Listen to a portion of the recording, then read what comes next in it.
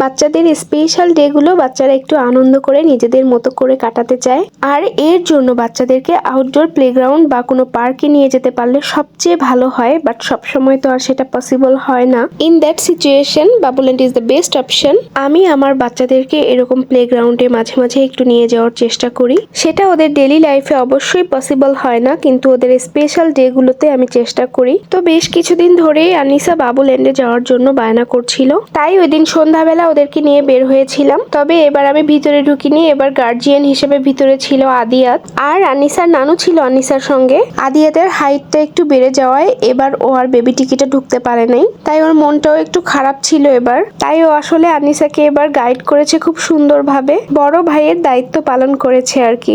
আমি বাসায় না থাকলে সবসময় এরকম করে, ছোট বোনটাকে খুব টেক কেয়ার করে। বাট আমি যখন বাসায় থাকি তখন কিন্তু অন্যরকম পরিস্থিতি।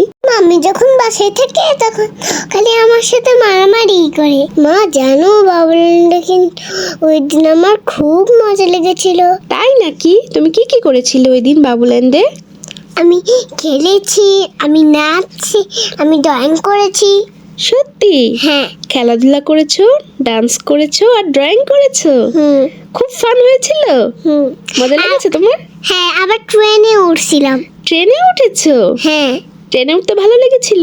হ্যাঁ। জানো মাম্মি, আমাকে না ছাতা ড্রয়িং করতে দিয়েছিল।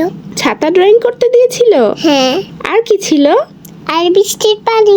বৃষ্টির পানি আর ছাতা? হ্যাঁ। কি কালার করেছিলে তুমি? অনেক অনেক কালার নিয়েছি, হলুদ, কালো, ব্লু, গ্রিন, ইয়েলো, লাল। তাই? হ্যাঁ। এতগুলা কালার করেছো? হ্যাঁ। আবার কি তুমি আমাকে বাবুল্যান্ডে নিয়ে যাও? তখন আমার অনেক মজা লেগেছিল।